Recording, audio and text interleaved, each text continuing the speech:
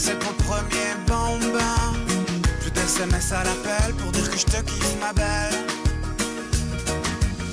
Plus de partie de cœur en l'air, d'heure de 1 en hiver. Chanson, chanson, pour que tu reviennes pas, pour que tu reviennes pas, pour que tu reviennes pas, pour que tu reviennes pas. Chanson, chanson, pour que tu reviennes pas, pour que tu reviennes pas, pour que tu reviennes pas, pour que tu reviennes pas, pour que tu. Bye bye belle-mère, promesse à la mer, bisous dans le cou, petit regard voyou, ta main à tenir, efface les souvenirs. Caprice c'est fini, tes caprices aussi Saint-Valentin, surprise y'a rien. Sans violence plus violent d'amour symphonique, c'était trop long, reprends tes clics. Chanson, pour que tu reviennes pas, pour que tu reviennes pas, pour que tu. Chanson, chanson, pour que tu reviennes pas, pour que tu reviennes pas, pour que tu reviennes pas, pour que tu reviennes pas. Chanson, chanson, pour que tu reviennes pas, pour que tu reviennes pas, pour que tu reviennes pas, pour que tu reviennes pas, pour que tu. Chanson, chanson, pour que tu reviennes pas, pour que tu reviennes pas, pour que tu reviennes pas, pour que tu reviennes pas. Chanson, chanson, pour que tu reviennes pas, pour que tu reviennes pas, pour que tu reviennes pas, pour que tu reviennes pas, pour que tu reviennes pas. Chanson, chanson, pour que tu reviennes pas, pour que tu reviennes pas, pour que tu reviennes pas, pour que tu reviennes pas. Chanson, chanson, pour que tu reviennes pas, pour que tu reviennes pas, pour que tu reviennes pas, pour que tu reviennes pas, pour que tu.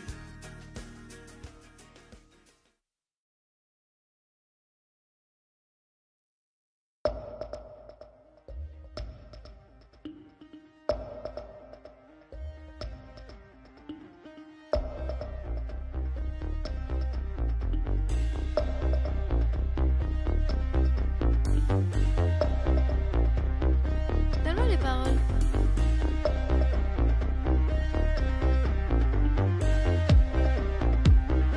Donne-moi les paroles.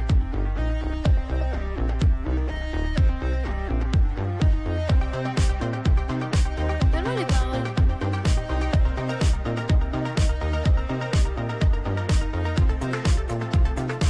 Donne-moi les paroles.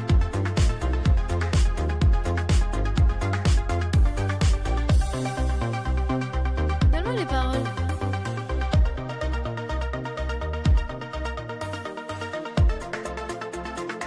Donne-moi les paroles. J'ai pas de thème. J'aime. J'ai pas de thème. J'aime. J'ai pas de thème. J'aime. J'aime. J'aime. J'aime. J'aime. J'ai pas de thème. J'aime. J'aime. J'aime. J'aime. J'aime. J'aime. J'aime. Maman, je t'aime.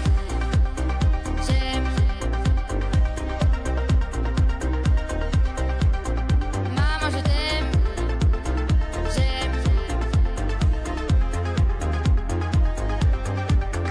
J'ai pas de thème. J'aime. Maman, je t'aime. J'aime. J'aime. J'aime. J'aime. J'aime. J'aime. Donne-moi les paroles. J'aime. J'aime. Donne-moi les paroles. J'aime. Maman, je t'aime. J'aime. J'ai pas de thème. Donne-moi les paroles.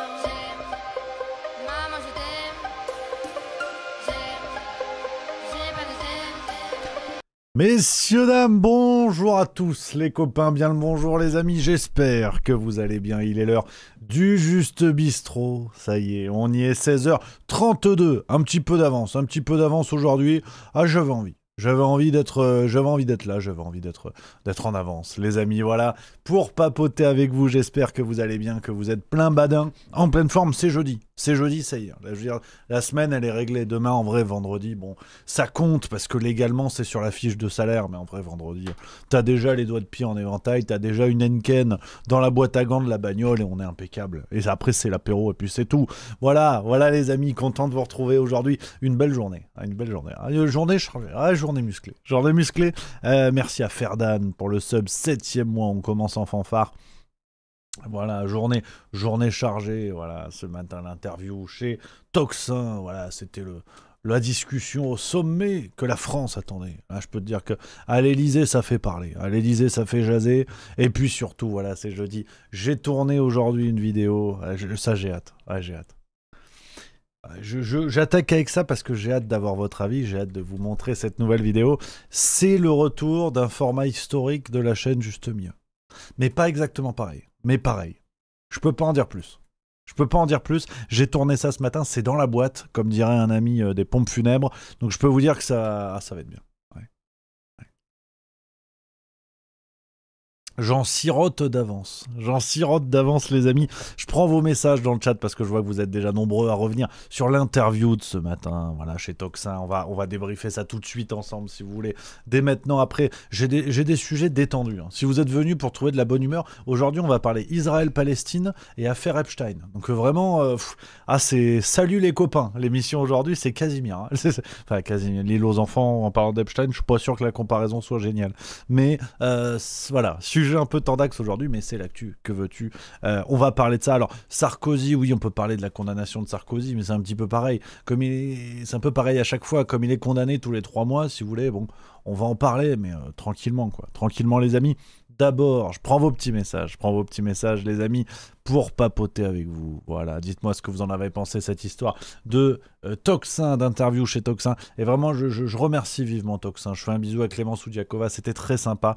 Parce qu'après, qu'on soit d'accord, pas d'accord, ce matin, on a au moins illustré une chose, c'est la possibilité de se parler, de discuter, quoi qu'il arrive. Donc, j'ai exactement le même sentiment qu'après l'échange chez Idriss Aberkan, où il y avait eu des moments peut-être un petit peu plus tendus. Et ce matin, ça ne le fut pas, mais je trouve ça chouette avant tout que voilà, on puisse papoter et de montrer que il est possible d'être en désaccord sans se mettre sur la gueule, donc c'est très bien comme ça. Merci à Kundune73 que j'embrasse pour le sub 25e mois. Donc dites-moi un petit peu les amis, ce que vous en avez pensé, voilà, ce que vous en avez pensé les copains. Dans ton milieu qui dit mais quel BG, pétard mouillé l'interview de Toxin Rémi. Bah oui, non mais fallait pas qu'il y ait de suspense. Sur la Stealth 5 qui dit excellent entretien, merci les amis, j'espère que ça vous a plu. Dites-moi s'il y a des trucs sur lesquels vous étiez pas d'accord ou autre, qu'on papote. Dans ton milieu, Clémence, son interview était pas fou, elle savait plus quoi dire. Du Jardin Soft, bravo, t'as été tellement carré et détendu. Je fais la muscu. C'est vrai que carré, je suis détendu. Alors, pour vous le dire très franchement, les amis, parce que là, on est entre nous dans le Juste Bistrot, on est dans les coulisses, j'avais beaucoup d'appréhension sur cette interview. Je vais pas vous mentir. Ah oui, alors Philanthrope qui dit par contre la connexion 2 FPS l'image. Alors, je sais pas ce qu'ils ont foutu, parce qu'on a vraiment eu un problème. Ma caméra était dégueulasse. Je sais pas d'où vient le problème, parce que là, vous me voyez, c'est exactement pareil. C'est l'appareil photo, c'est tout pareil. Et c'était dégueulasse le rendu. C'était dégueulasse, donc je sais pas d'où vient le souci, mais j'envoyais un signal. On est passé par Zoom et moi c'est impeccable, donc je sais pas, il y a dû avoir un bug, peut-être les Russes à mon avis. Kido 421 qui dit bonjour Rémi, juste bravo pour ton intervention ce matin sur Toxin, car au-delà de la pertinence de ton intervention, c'est la clarté et la limpidité de ton discours, toujours positivement réjouissante d'entendre une tête bien faite comme on dit. Merci les amis. Après vous êtes pas objectif, vous êtes les plus zinzins des plus zinzins, vous êtes dans le bistrot, vous êtes là pour la tournée du patron, c'est tout, plus ou moins des pochetrons. Je rigole, personne ne dit ça à sa communauté, je m'excuse. Non, je m'excuse, attention. Et dans ton milieu qui dit t'es resté fidèle, par contre t'es pas du matin. J'étais debout depuis 5h45, non mais oh. Hein. Non, alors, pour revenir là-dessus les amis, pour vous raconter un petit peu. Alors, il y a quelques petits messages, hein. Je prends vos réactions au fur et à mesure. Écla15 qui dit j'ai eu un petit problème quand Clémence te disait que tu t'éparpillais dans l'argumentation et j'aime vraiment que tu aies pu passer le message qu'il faut aussi avoir une vue d'ensemble sur ce qu'il se passe. Phil Real 89, je pense que tu vas embêter certains à révéler leur stratégie. Jojo l'astico sauteur, allez paye ton blanc Rémi. Ah bah ouais évidemment, blanc, rouge, tout ce que vous voulez. Brezot 64 BZH, très bon échange, j'ai senti Clémence décontenancée par rapport à Berkoff, mais tu es resté sur tes positions. C'est quoi Toxin, nous dit Rads 974. C'est un autre média alternatif disponible sur YouTube, n'hésite pas à faire un tour, c'est super. Ils ont une sorte de radio le matin en fait où il y a plein d'interviews différents, plein de séquences, c'est sympa comme tout. Donc pour vous dire les amis, ce matin c'est vrai que j'avais beaucoup d'appréhension. Franchement j'étais pas vraiment serein parce que pour plusieurs raisons, on a déjà beaucoup parlé hein, de cette affaire, donc pour ma part je considère que le dossier est clos, mais je vous donne un peu mon ressenti pour finir là-dessus aujourd'hui. On va pas en parler tous les jours après, mais cette affaire m'a emmerdé autant qu'elle était pas importante, si vous voulez. Ça reste, on l'a dit d'ailleurs, je vous l'ai dit dans le débrief que je vous ai proposé mardi, si je dis pas de bêtises. Voilà, ça on éteint les lumières. Ça doit être André Berkoff. je rigole, ça peut rire. Voilà, faut quand même remettre les choses en perspective. On parle d'une affaire où des gens, des médias alternatifs sont pas d'accord entre eux, ça se prend un petit peu le bec par tweets et vidéos interposées. L'enjeu diplomatique n'est pas immédiat. Si vous voulez, le sujet n'était pas sur la table à l'ONU. Donc faut remettre quand même les choses en perspective. Ceci dit, et je radote parce que je vous ai déjà dit tout ça, moi ce qui m'a le plus embêté dans cette histoire, c'est qu'il y ait des désaccords, des débats, c'est très bien, mais j'ai vraiment eu du mal à passer sur ce que nous a dit Didier Maisto en qualifiant mon travail de syndrome fasciste et syndrome totalitaire. Ça, c'est un truc, c'est pas possible. Très honnêtement, j'arrive pas à passer l'éponge dessus.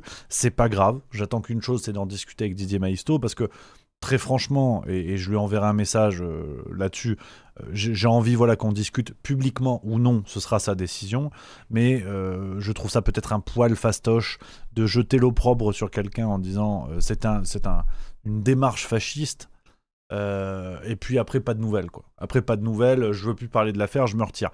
Je trouve pas ça très chevalier, très honnêtement. Après c'est mon point de vue, mais si vous voulez, le dernier qui m'a fait ça, c'est Julien Pain. Qui m'a qualifié d'extrême droite et en m'accusant de pratique de harcèlement. Donc j'estime avoir un droit de réponse, mais même en privé, je m'en fous, mais qu'on coupe pas les ponts avec Didier Maisto, ce serait idiot. Moi, en tout cas, de mon côté, il n'y a aucune volonté de rupture, mais je considère avoir le droit d'en reparler, de dire voilà, on passe l'éponge, qu'est-ce qui a fait que ? Et à la limite, si son point de vue est maintenu, je le respecte, mais qu'au moins, on puisse en parler, que j'ai le droit d'échanger, en fait, et entre guillemets, de me défendre, ou d'apporter d'autres arguments. C'est le seul truc qui m'emmerde. Et après, voilà, ce matin, je vous avoue que j'étais un peu... j'avais les fesses qui faisaient bravo, comme on dit dans le milieu, parce que autant l'affaire n'est pas très importante, autant il n'y a pas de scandale, il n'y a pas de dossier, et j'étais juste là pour rappeler des faits qui sont ceux de ma vidéo, autant je marchais sur des œufs parce que c'est un sujet sensible et je voulais faire attention aux angles morts, comme on dit. C'est-à-dire que je voulais pas, dans cette interview, dire une phrase ou tenir un propos qui allait remettre une pièce dans la machine. Donc j'étais un peu dans un numéro d'équilibriste. Parce que, bon, de base, les amis, faut quand même rappeler que cette fameuse séquence où Clémence Oudiakova résume rapidement ma vidéo, quitte à tordre un petit peu ce que j'ai dit, je vous redis pas tout ça, ce matin, j'étais censé me défendre sur des attaques que j'ai reçues sur la base de propos que je n'ai pas tenus. Donc autant vous dire que c'était un numéro d'équilibriste. Et quand vous voyez mon gabarit, voilà, hein, l'équilibre, c'est pas mon truc. Donc voilà, ce matin, je voulais vraiment faire attention à ce que tout le monde comprenne qu'il n'y avait aucune animosité dans ma démarche, que je ne faisais que rappeler des faits, mais des faits qui dérangent. Et j'entends bien que, et ça, j'avais une petite liste de sujets que je voulais aborder sur Toxin. Effectivement, il était hors de question pour moi de passer sur le dossier Berkoff. C'est-à-dire que je veux bien tout ce qu'on veut, mais quelqu'un qui a été l'ami de Jacques Attali, qui a mis en place une manipulation politique à ses côtés, moi je reste vigilant. Enfin, je vous répète pas ce que j'ai dit ce matin sur Toxin. Donc il était hors de question que je passe là-dessus. Maintenant, Berkoff qui devient un peu l'une des nouvelles figures de Toxin, je me doutais que ça allait pas franchement leur plaire. Par contre, ce que j'ai rappelé, c'est factuel. C'est Berkoff lui-même qui le dit chez Greg Tabibian. Donc je voulais être absolument factuel. C'est-à-dire que les gens comprennent que ce que je dis, ça ne sont pas des critiques, ça ne sont pas des révélations sur la base de propos non sourcés. Tout ce que je dis est factuel. Et n'importe qui peut le vérifier, peut retrouver ce que je dis. Et c'est un appel à la vigilance. Le problème de la vigilance, c'est que ça fait pas forcément plaisir. Ça fait pas forcément plaisir et ça, je peux tout à fait l'entendre. Donc voilà, ce matin, c'était un peu délicat. J'espère que c'était pas trop confus. Enfin, Clémence Soudiakova me disait, j'ai eu l'impression que parfois que c'était confus ce que je disais, parce qu'elle semblait pointer du doigt certaines choses où je semblais mélanger plusieurs éléments. Donc voilà, j'espère en tout cas que ça vous a plu. J'espère que ça a plu aussi aux gens qui connaissent pas Juste Milieu et qui ont peut-être vu par là une possibilité de découvrir le travail Juste Milieu. En tout cas, pour moi, l'objectif est atteint. C'est-à-dire que le dossier est clos, parce qu'en vérité, il n'y a pas eu de dossier. Au moins, c'est clair. Tout le monde est clair dans ses positions. J'ai dit ce que j'avais à dire. J'ai défendu non seulement mon travail, mais aussi la communauté Juste Milieu. Parce que, soyons clairs, quand on qualifie le travail de Juste Milieu de fasciste, par ricochet, les gens qui le regardent sont pas non plus des humanistes. Donc ça m'a pas plu non plus. Les choses sont dites, c'est cool, c'est bien, voilà, il n'y a plus de problème. Et puis maintenant, le réel fera son œuvre, comme on dit. Et si demain, Jacques Attali est invité sur Toxin, je vous l'aurais dit, vous l'aurez entendu ici. Donc on verra, quoi. Je prends vos messages, les amis, dites-moi ce que vous en avez pensé, si vous avez trouvé que j'étais confus, ce que j'aurais pu oublier, ce que j'aurais dû dire, n'hésitez pas les amis. Du Jardin Soft qui dit non, c'était pas toi qui étais confus, elle voulait te coincer, c'est elle qui partait dans tous les sens. Stealth 5, on est les meilleurs, merci Rémi de nous défendre. Anarchy 08, absolument pas, ça m'a gonflé des deux côtés. Bon voilà, c'est bien, au moins tout le monde a des avis différents. Salut tout le monde pour Buns29. Véronique Kest, comme par hasard, presque tous les anciens de Sud Radio se retrouvent sur Toxin. Toxin voudrait-il devenir le nouveau Sud Radio ? Bernie 5, tu n'as pas été confus. Clémence a très bien compris ce que tu as dit. Embarrassé car elle manquait d'arguments. Marcel The Rock, Antoven sur Toxin. Oh, putain, alors là, t'imagines Gaëtan Seguin 38, bonjour Rémi. Laurent, quoique, ceci dit, Antoven, ça doit être un drôle de zig quand même. Oh non, aujourd'hui, ça m'étonnerait. Mais il est en procès, en plus, là, il est en procès avec l'histoire de LFI. Laurent LF, non, c'était bien, je t'ai soutenu dans le chat. FLNA qui dit c'est bon, allez, c'est réglé. Détends-toi, camarade. On parle de ce qu'on veut. Je prends le temps nécessaire de revenir sur ce dossier. J'ai vu plusieurs de tes messages dans le chat. T'as l'air pressé de passer à autre chose. Détends-toi. Oh, c'est le bistrot. T'es pas pressé. Salut à Scarface04. Il y a dans ton milieu qui dit tu ne penses pas que c'est délétère de rester entre médias alternatifs et que cela n'a aucun intérêt des apparitions nées le mainstream. Alors, j'ai déjà beaucoup répondu à cette question. C'était quand même tout l'objet de l'interview de ce matin. Kunjun 73, moi j'ai pas vu mais je suis sûr que t'étais cool. ça c'est parfait, ça c'est une démarche sectaire comme j'adore. Et Buns 29 qui dit je ne l'ai pas trouvé embarrassé mais elle cherchait juste à comprendre, enfin selon moi. Stealth 5, j'ai pas trouvé Clémence Troubel, c'était plutôt agréable comme débat. Il y a plus de saison, pas regardé, aucun intérêt, nombrilisme du milieu des médias alternatifs. Mais c'est chouette, je suis content, il y a des sons de cloche différents. Marie Ronceray, je n'ai pas écouté l'interview, tu es droit dans tes bottes, pas besoin d'entendre te justifier encore une fois pour le savoir. Alors, et dans ton milieu qui dit oui mais tu réponds pas à la mienne. Alors attends, ta question c'est tu ne penses pas que c'est délétère de rester entre médias alternatifs, mais c'est pas ce que je dis, les amis. C'est pour ça que ce matin j'étais un petit peu embêté parce que je dois répondre à des arguments que je n'ai pas tenus. Je n'ai jamais dit dans ma vidéo que le but était de rester entre médias alternatifs. Je n'ai jamais dit ça. Je dis juste que ce passage vers les mainstream doit être fait en conscience. Alors je répète tout ça. Ce passage des voix alternatives sur les plateaux mainstream, ça doit être fait en conscience. C'est-à-dire que vous servez des intérêts qui ne sont pas les vôtres, en premier lieu. Moi, je veux bien entendre tout ce qu'on veut. Aller sur CNews ou BFM ou LCI pour gagner quelques abonnés, pour faire quelques vues en plus idéalement apporter un message qu'on n'entend pas sur les mainstream. Alors ça reste à prouver quand même. Pourquoi pas, mais ceux qui en tirent le véritable bénéfice derrière, ce sont les médias mainstream, qui eux se donnent le beau rôle de « vous avez vu, chez nous on peut entendre tout le monde ». Pour eux, le principal point positif, c'est eux qui le trouvent. Donc voilà, c'est pour ça.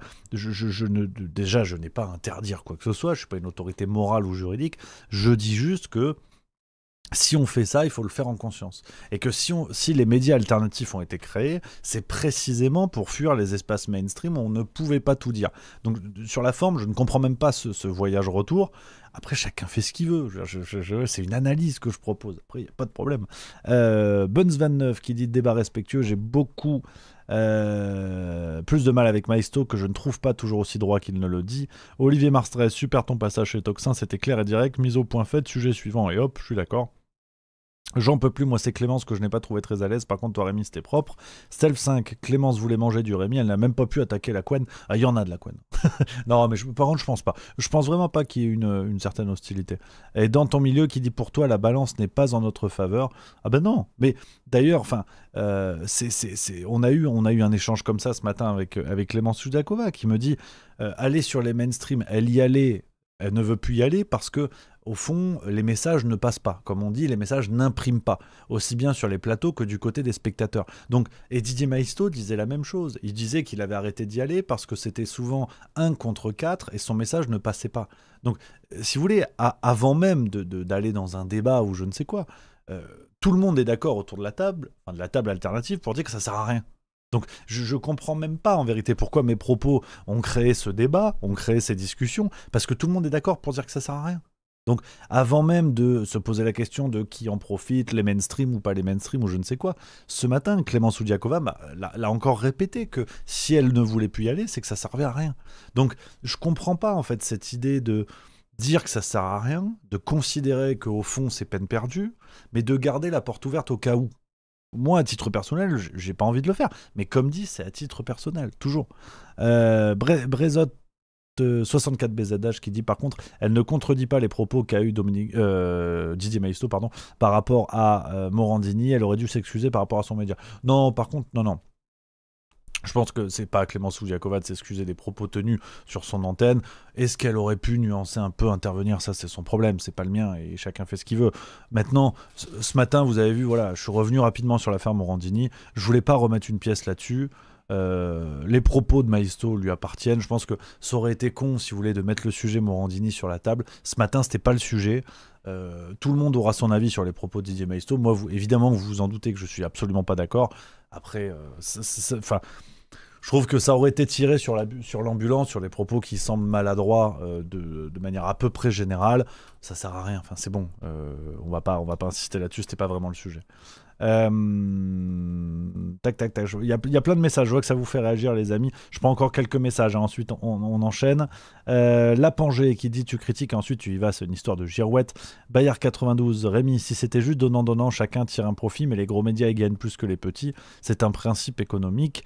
Buns 29. T'avais prévenu que ça allait zouker à la rentrée. Bon prono, effectivement, pour une fois. Ça fait 2 bons pronos là. En 8 ans. Synchronique, affaire pas terminée, Maisto va répliquer et Clémence a prouvé qu'elle était médiocre. Tes propos t'appartiennent évidemment. Maisto va répliquer, je vais lui écrire. Non mais après il fait ce qu'il veut, mais je lui enverrai un petit message tranquille, privé, pour dire voilà, mais est-ce que maintenant c'est bon, on peut discuter, c'est réglé, tout le monde s'est exprimé. Voilà, point. Et je parle même pas d'excuses, comme dit, je suis pas juge, j'ai rien à demander. J'ai juste envie de recréer du lien, qu'on reste pas là-dessus, quoi. Le petit Go Asselineau en 2017 a montré qu'un viewer n'est pas un électeur, donc c'est compliqué de se contenter des réseaux alternatifs pour capter des esprits. Après, à séparer, et c'est ce que je fais pas assez dans ma vidéo, donc c'est pour ça que je pointe du doigt ça, mais je l'ai pas fait assez dans la vidéo de base, à séparer médias alternatifs de politiciens alternatifs quand même. Kido 421, c'était respectueux ce matin, certes, mais si dans les milieux alternatifs on s'invective de fachos, dès qu'un intervenant s'aventure à dire juste ce qu'il pense, ça n'ira pas fort loin, et j'ai surtout l'impression d'entendre les arguments réducteurs de l'autre côté. Marcel Zorok, la présence de Maisto chez Morandini sans qu'il lui déboîte la couenne en direct est une absurdité. Soledone, tu peux pas le reprocher d'avoir au moins essayé, au moins c'est la preuve que ça marche pas. Stealth 5 qui dit t'es passé un peu vite sur Morandini, par contre je suis d'accord, mais comme dit tout à l'heure, pour moi c'était pas le sujet ce matin, et franchement Vous savez à quel point ça m'emmerde. Vous savez à quel point je suis pas d'accord avec les propos de Maisto. Maintenant, ça aurait servi à quoi ce matin alors que le sujet n'était pas celui-là? Pour le coup, je pense que ça lui aurait donné raison quand il m'a présenté comme une sorte d'autorité morale à dire ce qui était bien, ce qui était pas bien. Ce matin, c'était pas le sujet, j'allais pas arriver en disant ah, bah, vous avez vu, puis Morandini, vous avez vu quand même, c'est pas bien ce qu'il a dit. Non, je pense que voilà, comme dit, moi, la seule volonté que j'ai maintenant, c'est d'en reparler avec lui tranquille. Puis après, je reviens au tout début de ce que je vous disais, il n'y a pas mort d'homme, c'est absolument pas grave cette histoire, et je considère que c'est réglé, voilà, jusqu'à la prochaine accusation au fascisme, évidemment. Bref, on continue les amis, parce qu'on va pas parler que de ça aujourd'hui, on en a déjà beaucoup parlé. Encore merci une fois de plus à Toxin et toute l'équipe, parce qu'ils sont nombreux maintenant, toute l'équipe, vous avez Roxane par exemple, m'envoyer des mails, qui fait la séquence avant, et merci à Clémence évidemment, à toute son équipe, c'est super comme ça. Alors, on y va dans la légèreté, dans la délicatesse, dans le bonheur, la colonisation qui continue du côté de Gaza. Et t'as vu la transition, elle est nulle à chier. Elle est nulle à chier, mais bon, voilà. La transition est mauvaise, mais sujet grave, sujet lourd. Je voulais vous en parler parce que, de manière factuelle, encore un complot devenu réalité. Tout le monde se rappelle dès l'attentat du 7 octobre 2023. Tout le monde se rappelle évidemment de ces premières théories du complot qui avaient vu le jour où des gens disaient tout ça permettra à terme à Israël d'envahir la Palestine, en tout cas à minima d'envahir Gaza. Bon, alors le complot est devenu réalité par la voix de nul autre que Benjamin Netanyahou, qui nous a déclaré ceci, c'était le 21 septembre, sauf erreur. מסר ברור לאותם מנהיגים שמכירים במדינה פלסטינית לאחר הטבח הנורא ב7 באוקטובר. אתם מעניקים פרס עצום לטרור. ויש לי מסר נוסף עבורכם. זה לא יהיה. לא תקום מדינה פלסטינית ממערב לירדן. במשך שנים אני מנעתי את הקמתה של מדינת טרור זו מול לחצים אדירים, גם מבית וגם מן החוץ. עשינו זאת בנחישות ועשינו זאת בתבונה מדינית. לא כל שכן. הכפלנו את ההתיישבות היהודית ביהודה ושומרון ונמשיך בדרך זו. המענה לניסיון האחרון לכפות עלינו מדינת טרור בלב ארצנו, המענה הזה יינתן לאחר שובי מארצות הברית. תמתינו. יש לי מסר ברור. Voilà. Donc, Netanyahou lui-même, je crois que c'était le 21 septembre cette déclaration, Netanyahou lui-même déclare qu'il n'y aura pas de solution à deux États. Et de toute façon, aujourd'hui, toutes les actions militaires d'Israël concordent, que ce soit la séparation de la Palestine en deux avec ce fameux corridor, le plan chariot de Gédéon qui envisage une invasion totale de Gaza, les plans immobiliers qui sont en train de se mettre en place avec l'accord de Netanyahou. On a lu ça dans l'opinion du 22 septembre, si je ne vous dis pas de bêtises. Donc très clairement, aujourd'hui, cela ne fait plus aucun doute que Israël souhaite envahir définitivement la Palestine. Ce qui était annoncé, c'est le projet de réalisation du Grand Israël, qu'on le veuille ou non, c'est comme ça. Tout ça avec soutien américain, évidemment. Alors, j'ai envie de croire à nos amis pro-Trump, plutôt tendance QAnon, qui nous expliquent que ça fait partie du plan pour un jour mieux se retourner contre Israël. Moi, je veux bien, avec plaisir, mais il va falloir vite se retourner, parce qu'ils ont l'air quand même déterminés. Donc, il y a toujours, apparemment, cet espoir permanent d'un Donald Trump qui fait tout ça pour mieux piéger Israël et empêcher les choses. On parle d'un Donald Trump qui a parlé lui-même de ce fameux projet de Riviera du Moyen-Orient. Ça veut dire ce que ça veut dire. Donc, on a cette zone au Moyen-Orient qui est complètement déstabilisée. Je ne vous parle même pas de la situation en Syrie et au Liban. Donc, à partir de là, le projet messianique se réalise. C'est pour ça que je voulais vous parler de ça, les amis, pour en parler, évidemment, parce qu'on a une émission d'actualité. Mais il n'y a pas grand-chose à dire. Il n'y a pas grand-chose à dire. Factuellement, c'est encore un complot devenu réalité. Et je ne vois pas aujourd'hui ce qui donne le change en expliquant que on se trompe, c'est du complotisme, voire de l'antisémitisme, que de dire ça. ça semble à peu près clair, ça semble à peu près acté, avec des plans immobiliers concernant Gaza qui sont en train de se mettre en place. Et on va retrouver, à mon avis, derrière, des sociétés immobilières et pourquoi pas le gendre de Donald Trump, Jared Kushner, dont on sait déjà, on connaît déjà le fait qu'il lorgne sur tout ça. Donc, on radote ce qu'on a déjà dit dans le Juste Bistrot, ce qu'on a déjà dit sur Juste Milieu. Mais je voulais vous en parler, les amis, vous soumettre ce sujet-là. Dites-moi un petit peu dans le chat, là encore, ce que vous en pensez, si vous êtes d'accord, pas d'accord. C'est très important qu'on puisse débattre sur tout ça. Phil, entre autres, qui dit « Regarde la gueule de la Cisjordanie, Rémi, éclatée en plusieurs parties, la bande de Gaza à l'opposé. Comment faire un État dans cet État-là, et encore moins 2 États ?» Absolument. Mais c'est, de toute façon, sur la récente reconnaissance de la France de la Palestine, pardon, de l'État de Palestine par la France, avec cette déclaration de Macron à l'ONU, hein, il était excité. Oh, il y avait des caméras partout. Il y était. Alors là, il était plein badin. J'ai lu une analyse très intéressante sur le site Révolution Permanente, si je ne dis pas de bêtises, donc avec un prisme pro-palestinien assez clair, qui expliquait que même la reconnaissance de la Palestine, paradoxalement, parce que la France n'a pas été seule, il y a aussi eu l'Australie, le Canada et la Grande-Bretagne, nos amis anglo-saxons qui ont fait ça la veille de la reconnaissance de la France, pour envoyer le message aux patrons américains de « attention, il n'y a pas d'unilatéralisme quand même ». Cette question de la reconnaissance, alors c'est mieux que rien, hein, évidemment, on va pas toujours cracher dans la soupe, mais pour oser un peu la formulation,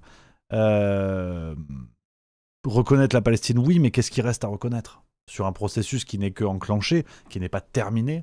Qu'est-ce qui va rester à reconnaître à la fin du processus? Donc on a déjà cette question qui se pose, et en plus, on a le fait que, et c'est ce que dit l'article de Révolution Permanente, que j'ai trouvé assez intéressant, alors qui a un prisme, hein, évidemment, il faut regarder tous les sons de cloche, qui explique que cette reconnaissance, paradoxalement, serait au désavantage des Palestiniens, qui se verraient un peu avec la main forcée par rapport à ça, forcés de reconnaître forcés de signer les accords de paix, pardon. Parce que la reconnaissance fait que, bon voilà, on vous a donné ce que vous voulez, maintenant vous signez les accords de paix. C'est la théorie qui est mise en avant dans l'article, je trouvais ça plutôt intéressant. Maintenant, voilà, affaire à suivre, et il faut que ce processus aboutisse, parce qu'on en est qu'au tout début. Donc on en reparlera. On en reparlera, évidemment, les amis. Voilà, pour ce premier sujet. Hein, en plus, tu t'en vas, je sens que ça t'a pas plu. Voilà, super l'ambiance, génial. Ah, les gens sont outrés. Tout le monde a dit non, Edouard reste et tout, c'est fou. Hein. C'est impressionnant. Je pense que c'est bien important de la communauté. Ah ouais. Non, les gens s'enflamment. Hein. Ils disent non, après on va quitter justement, on va tous venir sur Alt F4 et tout. Ils me menacent, hein, tous. Hein. C'est fou. Hein. Je te fais la passe décisive. Vous allez le retrouver en direct. Là, il est là, mais bientôt il sera en numérique. Salut. On fait des trucs, hein. On fait des trucs incroyables. Hein. Ouais, c'est dingue. T'as vu, il est outré, Ferdan. Et je suis outré. Putain, il est outré. Je suis désolé. Tout de bon. Ouais, à lundi dans le vrai monde. Et puis prends soin de toi, putain. Allez, éclate-toi. Là. Allez, fume des malbiches, là, allez. Donc voilà les amis pour ce premier sujet. Deuxième sujet dont je voulais vous parler, effectivement, quelques séquences médiatiques, on revient là-dessus. Je sais que certains d'entre vous les ont déjà vus, mais quand même, hein, il fallait parler donc de l'hommage qui a été rendu il y a quelques jours. Merci à Juju Kai pour le subprime 37e mois. L'hommage qui a été rendu il y a quelques jours à Charlie Kirk, évidemment. Hommage assez impressionnant, une salle de près de 60 000 personnes, un truc extraordinaire. On reparlera de Charlie Kirk. Vous savez un petit peu hein, les habitudes que j'ai sur ces sujets chauds. Plus les sujets sont chauds, plus je prends du temps pour en parler. Et je suis en train de vous préparer une petite enquête sur alors pas forcément Charlie Kirk en tant qu'individu, parce que Pusher c'est facile d'en parler alors que le mec a perdu la vie, mais j'ai lu un article assez intéressant et je suis en train de creuser ça sur en fait ce qu'incarnait aussi Charlie Kirk à travers ces gros médias américains. Enfin, ces consortiums de médias américains qui ont été créés dans cette logique d'hégémonie culturelle. Je vous prépare un petit truc parce qu'il y a peut-être un lien intéressant avec la France. On en parle dans quelques jours. Merci à Amrandir pour le sub. C'est un tout nouveau sub. Donc, bienvenue dans la famille. Bienvenue, camarade. Assis-toi confortablement. Et donc, forcément, Charlie Kirk, personnalité forte de la sphère MAGA, et ben, ça a réveillé tous nos médias français qui sont allés jusqu'à dire d'affreuses conneries. Il y a évidemment une propagande à ciel ouvert. Regardez, ça c'était sur France 5. En direct, des images très impressionnantes qui nous proviennent de l'Arizona, Glendale, à côté de Phoenix, le lieu des funérailles. Ce sont des images, et c'est important de le préciser, qui sont filmées par Turning Point, l'organisation même de Charlie Kirk, qui est la seule à pouvoir faire ces images-là à l'intérieur. Le président américain va bientôt parler, le vice-président va bientôt parler, tout le banc et l'arrière-banc du pouvoir MAGA est en place. Il y a même Elon Musk, voilà, que l'on voit ici. Bref, il y a du monde, je ne sais pas si je veux dire du beau monde. Comment Franklin Delano Roosevelt verrait ça? Judith Pérignon, vous qui avez tellement travaillé sur lui. En fait, la première fois que j'ai vu l'image là avec vous, j'ai pensé à ces rassemblements nazis qu'il y avait aux États-Unis dans les années 30. Il y avait des grands rassemblements. Oui, au Madison Square Garden. Totalement, voilà, le Madison Square Garden. Et Franklin Roosevelt était très conscient que le nazisme était aussi aux États-Unis. Il n'arrêtait pas de le dire. Et c'est vrai que... Voilà. En toute tranquillidad, le chantage au nazisme. Bah oui, mais pourquoi à un moment donné te faire chier avec de la mesure? Oh là là, des gens dans une salle, c'est du nazisme. Et puis c'est tout. Regarde, moi je vais jouer mon spectacle au Mans. Voilà, on sera déjà au moins 100. C'est une salle de 150 places. On a vendu déjà plus de 100 billets. Bon, bah c'est le nazisme. Mais oui, parce que les gens viennent, ils rigolent. Parfois ils applaudissent comme ça. Les bras tendus. Ouais, non mais bon. Elle a raison, Judith Pérignon. Elle a raison. Les gens ne comprennent pas ça. Après, ce qui est impressionnant dans la démarche de Judith, c'est que tu sens que ça l'a démangé. C'est vraiment Trump, de toute façon. Tout ce qui touche à Trump, elle aurait dit nazisme. C'est-à-dire... Judith Pérignon, vous qui êtes experte de la question liée à tout ce qui est l'histoire américaine du XXe siècle, Roosevelt. Judith, dites-nous, qu'est-ce que vous pensez de cette nouvelle paire de chaussures acquises depuis peu par Donald Trump qui les arbore fièrement sur Instagram, cette paire de chaussures Air Jordan B12, qu'est-ce que vous pouvez nous dire, Judith? Alors, moi, je pense que, Air Jordan, si on change 8 lettres, en fait, ça veut dire Goebbels, quoi. Il n'y a pas vraiment de secret. Hein. Et Roosevelt n'aimait pas les chaussures. Non, il était en Birkenstock, voilà. Les gens l'ignorent. Ça, c'est la télé, hein. Ça, c'est service public, hein. T'imagines? Service public, hein. Donc, c'est les plus sérieux des plus sérieux, hein. Ils ont fait le tri en amont. Service privé, bon, allez... Tu suces les milliardaires. Mais quand tu fais partie de l'État, c'est important. Hein. Très important. Et là, il y a Judith Pérignon qui nous a pondu un bouquin, c'est vrai, il n'y a pas longtemps sur Roosevelt. Faudrait que je le lise. Le pire, c'est que ça avait l'air intéressant. Mais non, elle est balèze, Judith. Hein. Elle est balèze. Non, mais tu sens qu'il y a cette réduction ad Hitlerum, comme on dit pour parler en latin. Oui. Breaking news, oui. Ce matin, un latin a tué un chasseur, ouais. Alors après, tout n'est pas drôle, je garantis pas non plus. Mais tu sens que voilà, elle a ce raccourci, tout ce qui l'emmerde, de toute façon, c'est nazi. Donc je pense que Judith, elle va chez le primeur, elle a envie de cerises. Bon, bah t'es mi-novembre, il n'y a plus de cerises. Elle dit à son primeur, il s'appelle Abdel. Abdel, il reste des cerises? Rouya, qu'elle lui dit. Et Abdel, il répond, non, il n'y a plus de cerises. Elle dit, Abdel, nazi? Et il dit, il n'y a toujours pas de cerises, mais nazi si tu veux. Donc non, c'est assez impressionnant. Mais là où c'est encore plus fort, c'est qu'on a eu sur LCI, alors là tu vas dans le groupe TF1, sur LCI, on a une autre dame qui, elle, nous a fait un parallèle avec les talibans. Écoute. Ici, spectaculaire est aussi par le côté, vous savez, messe évangéliste d'illuminé, et je pèse mes mots. Ça n'avait rien à envier aux talibans avant un lancement de croisade. Non mais vraiment, je vais commencer par Eric Hacker qui après, parce que appel à l'audace. Voilà. Alors, les talibans avant un lancement de croisade, il n'y en a pas eu des tonnes. Je suis pas certain qu'à Saint-Jean-d'Acre, on ait rencontré les copains de Ben Laden. Vraiment. Ou alors les très très vieux. Vraiment... très très très vieux parce que et en plus le pire c'est que elle pèse ses mots hein.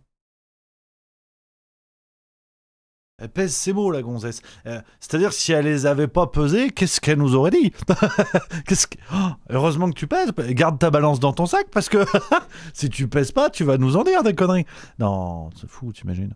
Et c'est là où vous savez on est chez Juste Milieu, vous savez Juste Milieu toujours je tiens ce nom hein, du monde de la proctologie avant tout. Et vous savez, parfois on entend oui, mais si on veut pas entendre de conneries sur le service public, faut privatiser le service public. Eh mais rassurez-vous, on entend autant de conneries sur le service privé. Hein. Hein, c'est pas ça qui va régler les cons. Hein. C'est malheureusement les journalistes vendus, ils sont vendus. Hein. Tu les vends au privé, au public ou à ma grand-tante, ils sont vendus. Hein. Donc c'est... Tout est à vendre, hein. Tout est liquidé. Hein. Donc c'est pour ça les amis, ne vous trompez pas non plus. Alors vous faites ce que vous voulez, mais mon point de vue là-dessus, quand on dit pour régler les problèmes de propagande, privatisons le service public, je suis vraiment pas certain de la choucroute. Hein. Parce que LCI c'est privé. LCI c'est le groupe TF1, détenu à 44% par Bouygues. Bouygues, le Martin Bouygues, le parrain de Louis Sarkozy. C'est pas une blague. Non, c'est son parrain. C'est son parrain. Alors, son parrain au sens légal, civil du terme. Pas son parrain dans la mafia. Alors peut-être aussi. Mais bon, c'est vrai que voilà, ne nous leurrons pas non plus parce que la privatisation, pour devenir sérieux, la privatisation du service public va rien changer. Si tu as des journalistes vendus qui sont prêts à vomir la propagande qu'on leur demande de vomir, ils vont le faire. Hein. Ils vont le faire les bougres. Donc n'oublions pas ça. Hein. N'oublions pas ça. Donc voilà là-dessus les amis, je sais pas si vous avez d'autres éléments à apporter, je lis dans le chat, hein, merci, vous êtes nombreux hein, sur toutes les plateformes, merci les copains, sur TikTok également, allez-y, hein, balancez les roses, balancez les cœurs, faites-nous péter un petit peu, je vois petit à petit ça monte, les courbes qui montent les amis, il y a plein de nouveaux qui rejoignent juste milieu, donc allez-y les copains, on a besoin de vous, on a besoin de votre force. Ravnose32 qui dit je suis dégoûté pour le spectacle au Mans, je serai en vacances. Bon, les vacances c'est bien aussi, amusez-vous bien les nazis. Je lèverai le bras pour vous, putain. Faut pas que je lise tous les messages, il est con. ouais, le Mans, ça va être bien ça. 9 octobre, si vous avez pas votre place. Moi j'ai pris mes places, ça va être sympa. À me rendir, je vis à l'étranger depuis plusieurs années maintenant et les médias en France sont en wheeling total. Dans ton milieu, t'as vu le passage où il dit qu'il a mangé une mangue Louis Sarkozy, tu vas kiffer. Bien sûr que j'ai travaillé mon Louis Sarkozy. Je peux pas en dire plus. Donc voilà les amis sur ce sujet-là. Je pense que de toute façon, il n'y a malheureusement pas beaucoup de sujets là-dessus. Il n'y a pas beaucoup de choses à dire. On enchaîne avec l'autre gros sujet du jour, les amis, dont je voulais absolument vous parler. Un article de Libération très intéressant qui a peu fait parler, je trouve, ces derniers temps. On va décortiquer tout ça. Libération nous a sorti un article en date du 23 septembre 2025 qui s'intitule Woody Allen, Papy fait de la résistance. Je vous lis le chapeau pour vous donner le contexte. Participation à un festival de cinéma à Moscou, sortie d'un premier roman et évocation bavarde de soirée chez Jeffrey Epstein. Le cinéaste et comédien de 89 ans, accusé d'agression sexuelle, joue les prolongations kamikazes entre inconséquences politiques et flop au box-office. Alors, cet article, je voulais absolument vous en parler les copains parce que on a des éléments plus que troublants qui sont offerts par monsieur Woody Allen qui en termes de détournement de mineurs ne donne pas sa part au chat comme on dit et cet article de Libération se base sur un interview qui a été donné par Woody Allen si je vous dis pas de conneries.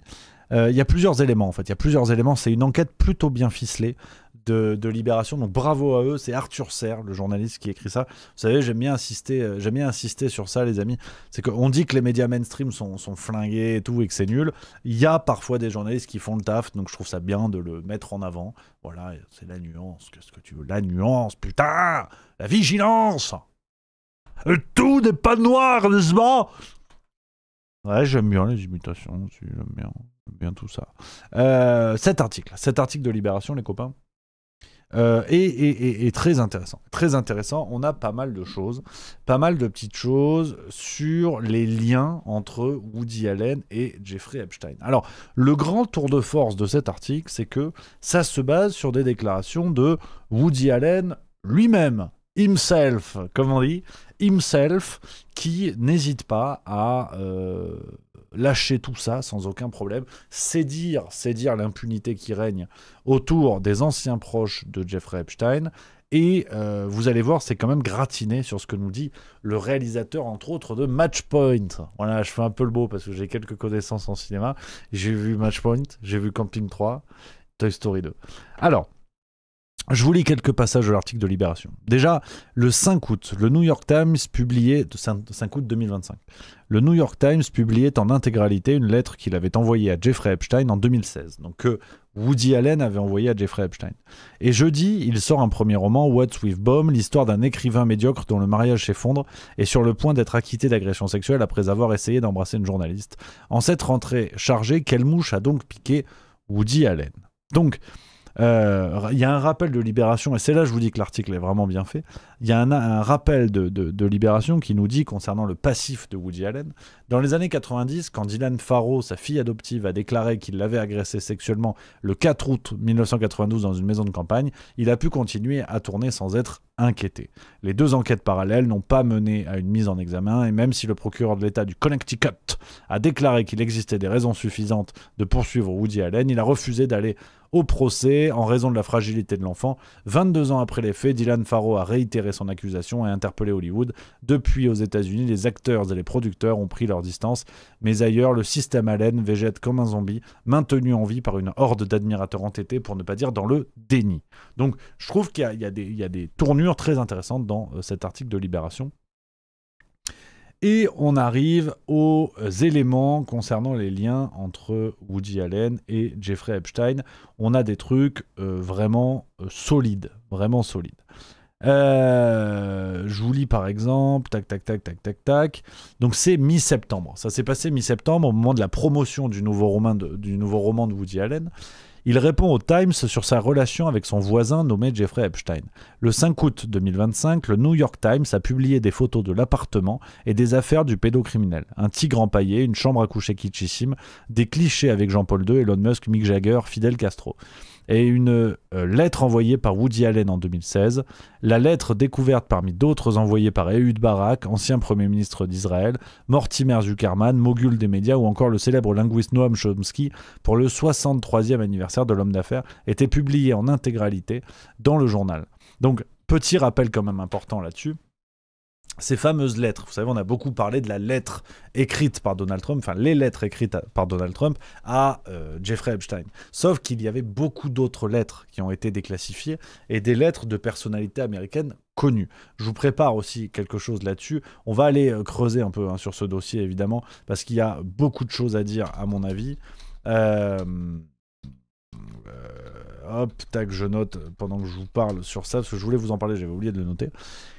Et donc, dans les lettres de Woody Allen, il y a des éléments très importants. Libération nous dit, le cinéaste y résumait les nombreuses fois où il est venu dîner avec sa femme Soon-Yi, détailler la nourriture somptueuse et abondante, parfois servie par des jeunes femmes, qui lui rappelaient, citation de la lettre, le château de Dracula où Bela Lugosi, l'acteur du film de 1931, avait 3 jeunes femmes vampires qui assuraient le service.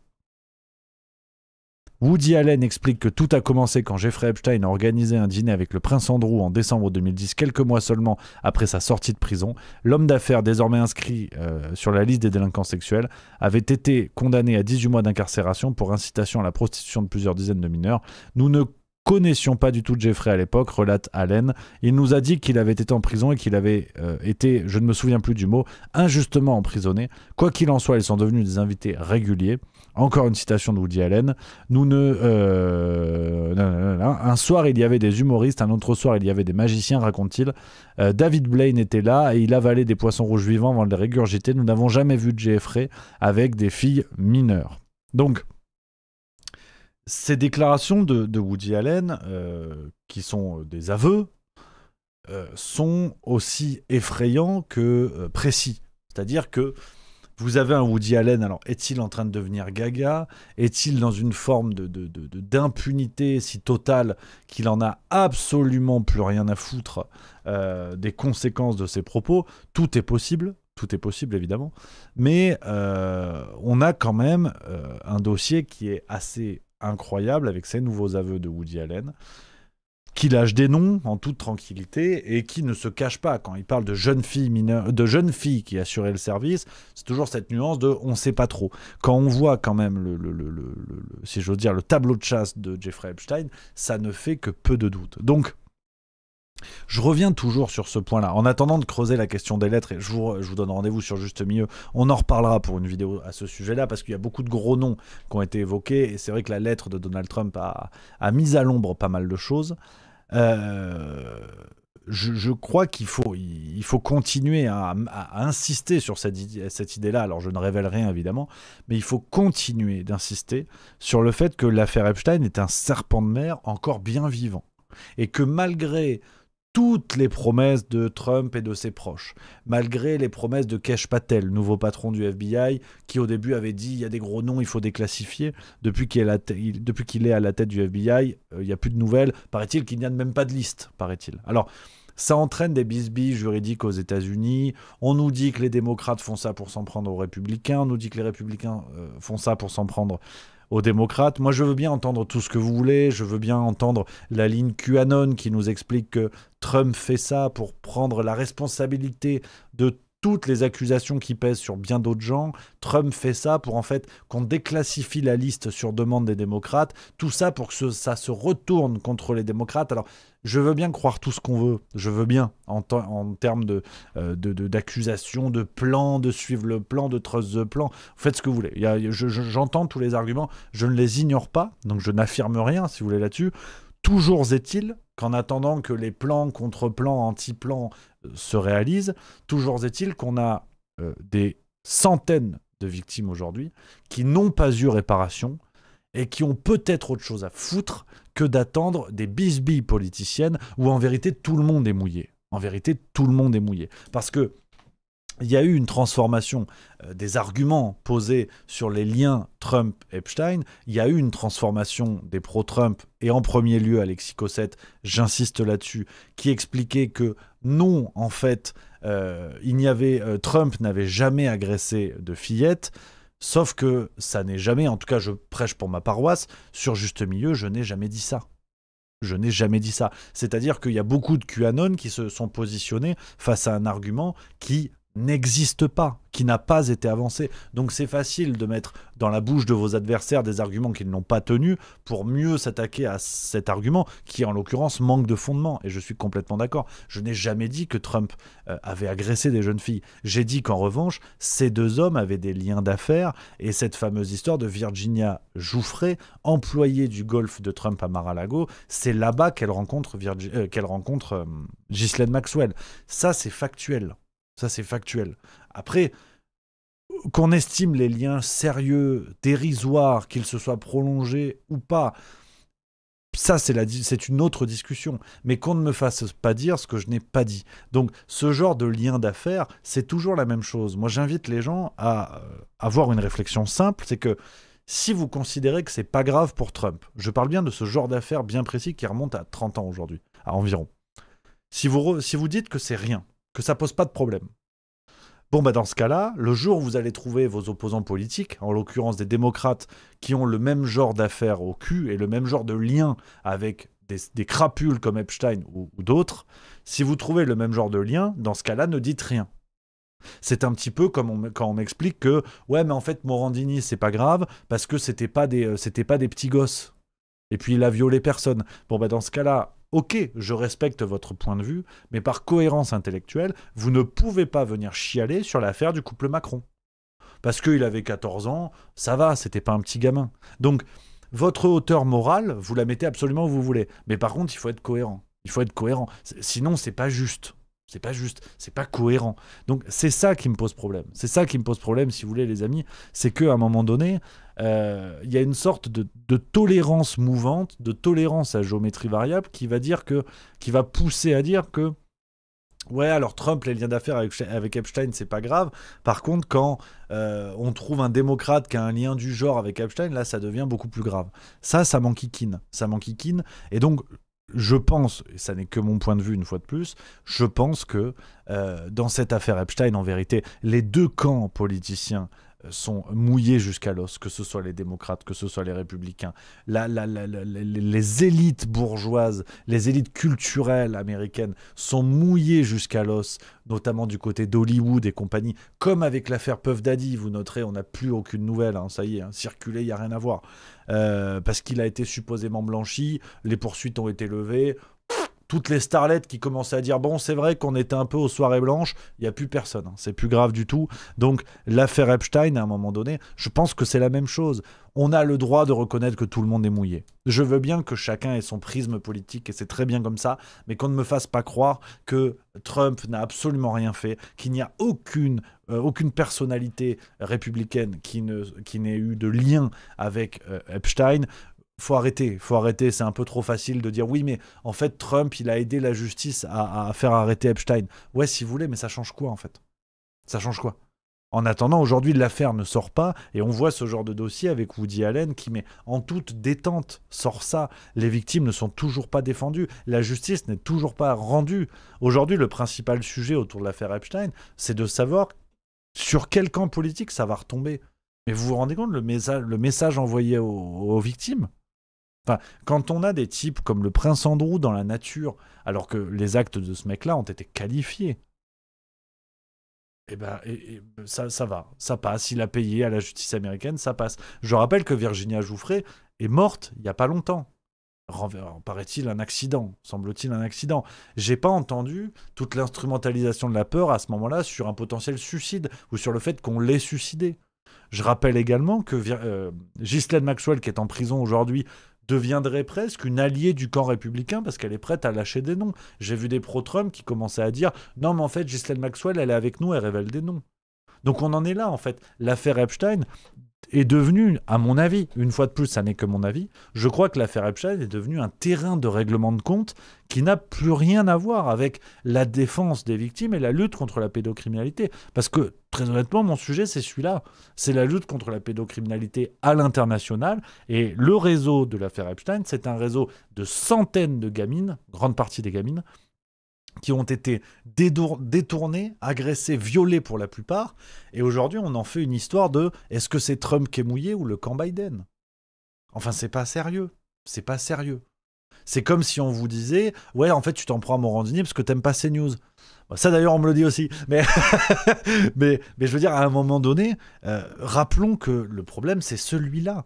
Vraiment, et c'est une erreur aussi que j'ai faite quand je répondais aux pro-Trump et tout machin en disant oui mais attendez, j'essayais d'argumenter de machin. Non mais attendez les amis, je me suis fait embarquer en fait dans un truc où on m'expliquait que c'était de l'anti-Trump, c'était du machin, c'était du bidule. Mais au départ c'est la défense des victimes. Si ça vous arrange pour des bisbilles politiques de fermer les yeux sur des affaires de pédocriminalité, il n'y a pas de problème. C'est là où je parle de tolérance à géométrie variable. C'est pareil avec Morandini. C'est que on ne peut pas... Enfin, de toute façon, je vous refais le laïus, je vous en ai déjà parlé plusieurs fois. Je considère que on ne peut pas dénoncer un Cohn-Bendit si on ne dénonce pas un Morandini. C'est une question de cohérence. Si vous trouvez que... Enfin, d'ailleurs, je rappelle, ce qui est très important, de manière factuelle, Cohn-Bendit n'a jamais été condamné pour ses actes en France. Morandini, oui. Donc ceux qui m'expliquent que Morandini, c'est pas si grave parce que c'était pas des petits gosses, et puis bon, la justice, laissons faire la justice faire son travail, dans ce cas-là, vous tolérez Cohn-Bendit, mais on veut plus vous entendre. Faut pas venir chialer sur le couple Macron en disant « Ah, quelle horreur, vous avez vu, il avait 14 ans. » Et puis « Ouais, Morandini, ça va. » C'est pas sérieux. Et ça m'emmerde. Et ce qui se passe avec l'affaire Epstein, c'est qu'au fond, tout ce beau monde qui a l'air opposé, ils sont en train de gagner du temps. Et le sujet n'a presque plus rien à voir avec la lutte contre la pédocriminalité. Il est où le Trump qui se mobilisait au moment de la sortie du film Sound of Freedom, qui nous expliquait que c'était l'un de ses combats, l'un de ses machins, l'un de ses bidules? Il est où ce Trump-là? C'est ça qui m'intéresse. C'est ça qui m'intéresse, les amis. Donc voilà, je me suis un petit peu emballé. Pardon, vous savez que ce sujet me tient à cœur.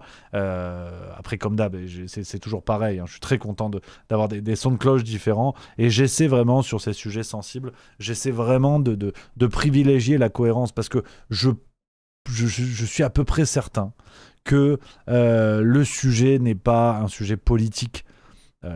C'est pas une question d'être pro ou anti-Trump que de dire qu'aujourd'hui le travail n'est pas fait. Le travail n'est pas fait et que la liste des clients Epstein n'est toujours pas révélée, qu'il y a une partie du dossier qui a été donnée à des influents, enfin des médias alternatifs américains, des médias proches de Trump. Ils leur ont donné une partie des dossiers, c'était encore plus caviardé que ce qu'avait fuité. Je suis désolé, vous pouvez m'expliquer tout ce que vous voulez de Trust the Plan, de Q14, Q je sais pas quoi. En attendant, on n'avance pas. C'est même à croire si on recule sur l'affaire Epstein, qui est une affaire internationale, redisons-le. Des ordures comme Jack Lang ont reçu du pognon de la part de Epstein. Jack Lang a envoyé une invitation pour l'anniversaire de la pyramide du Louvre moins de 6 mois avant l'incarcération de Epstein. Donc, c'est pas une question de Trump, j'insiste là-dessus. Les pro-Trump qui se pensent un peu touchés de dire « Ah, Rémi, il y en a marre, il parle que de Trump ». C'est pas ça. On parle d'un des plus gros réseaux pédocriminels connus. Donc, le travail n'est pas fait aujourd'hui. Le travail n'est pas fait. Alors, comment peut-on prétendre lutter contre d'autres réseaux qui existent aujourd'hui si on prend autant de pincettes pour régler l'affaire de dossier Epstein, qui date de quelques années maintenant. Le bonhomme s'est suicidé en 2019. Donc, je suis un petit peu embêté sur ce sujet-là et j'ai vraiment pas l'impression qu'on avance. Donc, on en reparlera et on va évidemment continuer d'en reparler. Les copains, je prends vos messages là-dessus, dites-moi un petit peu ce que vous en pensez. Il y a Anarchy08 qui dit « Si tu veux, quand tu vois que même les structures de renseignement à l'international n'arrivent pas à suivre », c'est vrai aussi. C'est vrai que c'est déjà une lutte qui est très complexe, la lutte contre la pédocriminalité, et que effectivement même nos services de renseignement sont un peu à la ramasse aussi. Et Claquin, ça donne envie de te voir combattre aux côtés de Carl Zero. On va essayer de le recevoir bientôt sur Juste Milieu, encore Carl Zero. Zabou 1961, ils vont bientôt nous faire le coup de l'attaque extraterrestre, projet Bluebeam, etc. Tenez-vous prêts. C'est vrai que ça fait plusieurs mois qu'on en parle de ça. DRNGR, l'affaire Epstein, ça n'avance pas parce que ça touche tout le marigot et que ça implique un certain état dont il ne faut pas parler. Effectivement, non mais je pense qu'à un moment donné, il faut aussi mettre les pieds dans le plat par rapport à ça. Il y a de très très très très forts soupçons de chantage du Mossad derrière l'affaire Epstein. En vérité, c'est l'une des théories que le Mossad aurait pu instrumentaliser Epstein pour obtenir une quantité incroyable de moyens de chantage sur tous les proches d'Epstein qui se seraient laissés tenter par des agressions sexuelles de mineurs. Donc, effectivement, il y a aussi un contexte géopolitique qui va pas très très bien avec l'ambiance actuelle. Il faut aussi le mettre à plat. Donc voilà, je suis plutôt raccord avec ça et c'est important de le mettre sur la table. Donc voilà ce que je voulais vous dire les copains. Pour aujourd'hui 17h30, on va pas traîner. Je vous l'ai dit, je suis un peu crevé. Parce que voilà, ça a été une belle journée. Ça a été une belle journée. C'est vrai que cet échange chez Toxin ce matin m'avait pas mal pris le cerveau. Voilà, je voulais être prêt, je voulais proposer quelque chose qui j'espère était intéressant pour les gens de la famille Juste Milieu et pour tout le monde. Voilà, peut-être on aura des nouveaux avec ça. En tout cas, je suis très content les amis et je veux finir avec ce petit message les copains. Je suis faire un laïus, comme Yannick Noah, sauf que moi j'ai des godasses, mais un petit laïus humaniste parce que je suis vraiment content. Je suis vraiment content de ce qui se passe en ce moment. Il y a de l'orage, il y a beaucoup de sujets, il y a plein de choses. Là, cette affaire Maïsto Toxin, c'est très positif en vérité. Et je suis vraiment content parce que l'aventure Juste Milieu, elle est là, elle est solide. Alors, je vais me gargariser. Je vous le dis tout de suite, là, c'est l'instant boulard. J'y vais tout de suite, mais c'est pas grave. L'aventure Juste Milieu, elle est solide, elle est là, elle est pérenne. Et c'est vraiment ce dont je suis fier. Parce que vous êtes là, vous êtes fidèles dans les désaccords, vous êtes fidèles dans les moments où je vais vous décevoir, vous êtes fidèles dans les moments où ça va vous plaire, vous allez être content. Mais je sens vraiment, j'ai senti ces derniers jours la force de la communauté Juste Milieu, où j'ai vu des gens qui intervenaient, qui commentaient en disant, pas forcément que vous étiez d'accord avec moi, mais en diffusant ce message de débattons, discutons. Et donc je suis vraiment super fier de ça les copains parce que c'est un micro-événement ce qui s'est passé mais ça valide en tout cas ce que j'avais à cœur depuis le tout début de l'aventure, c'est de construire une communauté comme celle-là, une communauté avec des gens qui se connaissent pas forcément mais qui partagent ceci, qui ont ceci en commun, de privilégier le goût du doute, le goût de la réflexion, le goût du désaccord. Et ce qui s'est passé chez Toxin, je suis allé un peu en première ligne, alors, petite métaphore militaire on dirait Macron, mais enfin en première ligne de guerre quand je parle de Macron, attention, pas de confusion. J'étais content ce matin d'y aller pour représenter notre travail, pour vous représenter aussi parce que Bah c'est ça aussi, c'est ça juste milieu, c'est que je vous l'ai dit tout à l'heure, je radote, j'ai pas aimé qu'on qualifie mon travail de fasciste, parce que je pense que tout le monde avec un peu d'honnêteté intellectuelle sait que c'est pas vrai. Et donc voilà, j'étais content d'y aller pour défendre mon travail, pour défendre la communauté juste milieu qui est derrière.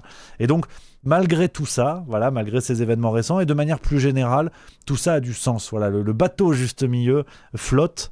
Il y a des choses particulières qui auraient pu changer notre trajectoire. Je pense au spectacle Zinzin. Vous avez été beaucoup à dire attendez, tu te disperses, tu vas plus faire les vidéos pareilles, ça va plus être pareil. Ben, j'ai l'impression qu'on tient le cap. Vous êtes là. Toute la force que vous nous donnez nous aide à nous lancer dans de nouveaux projets, dans plein de belles choses. Et c'est un plaisir incroyable. Donc vraiment, je veux profiter de ces événements, les amis, pour vous dire rien de plus que merci, que tout continue pareil, exactement de la même manière. Et je suis fier. Je suis fier de ça, je suis fier de ce qu'on fait. Et je suis content de pouvoir continuer avec cette aventure qui n'a aucune gueule. On va pas se mentir, déjà quand vous voyez la vitrine, qui n'a aucune gueule parce que oui, je prétends faire du spectacle humoristique, je prétends écrire des livres, je prétends faire des analyses sur l'actualité. Oui, ça n'a aucune gueule. Oui, vous avez le droit de me le reprocher, de ne pas me prendre au sérieux dans tous les domaines dans lesquels j'essaie de m'investir. En tout cas, ce qui est certain, c'est que je le fais avec le cœur. Et au vu du nombre que vous êtes, au vu de vos retours, de la force que vous nous envoyez, du soutien que vous nous donnez, j'ai pas l'impression qu'on se soit planté. Voilà, je voulais finir là-dessus, les amis, sur cette petite note, les copains. Et puis pour le spectacle, vous le savez, on va se retrouver parce que ça aussi, ça va continuer. Le Mans, 9 octobre, Metz, le 17, Strasbourg, le 18, vous tapez sur Google, juste milieu spectacle, vous avez toutes les dates. Et la billetterie, parce que c'est aussi ça la vraie force. La force ultime, c'est de vous rencontrer, de vous découvrir, de partager du temps avec vous, parce qu'au moins je sais pour qui je le fais. C'est pas pour du buzz, c'est pas pour des likes, c'est pas pour faire le plus malin dans des vidéos YouTube. Tout ce que je le fais pour vous, pour les gens que je rencontre après le spectacle, parce que je réalise mon rêve d'être sur scène, et c'est un bonheur de serrer des mains, de faire des bises, et de dire, bah voilà, c'est des gens comme ça. C'est pour vous que je fais ça, et c'est tous ensemble qu'on bricole cette aventure. Voilà les amis, je vous embrasse les copains, merci d'avoir été là, passez une excellente soirée. Demain, on se retrouve, Juste Bistrot, 16h30, parce que demain soir, j'ai apéro à partir de 18h avec des zinzins de Lausanne, et demain, on va parler du papa de Clochefab. Voilà, j'ai des belles révélations, on en reparle demain. Je vous embrasse les amis, vive la rigolade, et plus que jamais, vive la France. Allez, à demain. Ça fait plus de 10 piges que j'ai fait péter la soupape. Et de mon passé je suis coupable, m'en fous si tu valides ou pas. C'est vrai que j'ai fait 2-3 coups bas, Serra Libre et Cuba. J'irai où y'a le bif et tout ça, j'espère, alléluia. Avant le mal était sans limite, c'était gratos. Ray, j'ai replanté la street avec ma Desperados. Mais là c'est fini, j'ai mes marmots, calmos. J'essaie de m'accrocher dans les péchés, parode. Je suis rodé mais OB, je vais m'occuper trop se buter.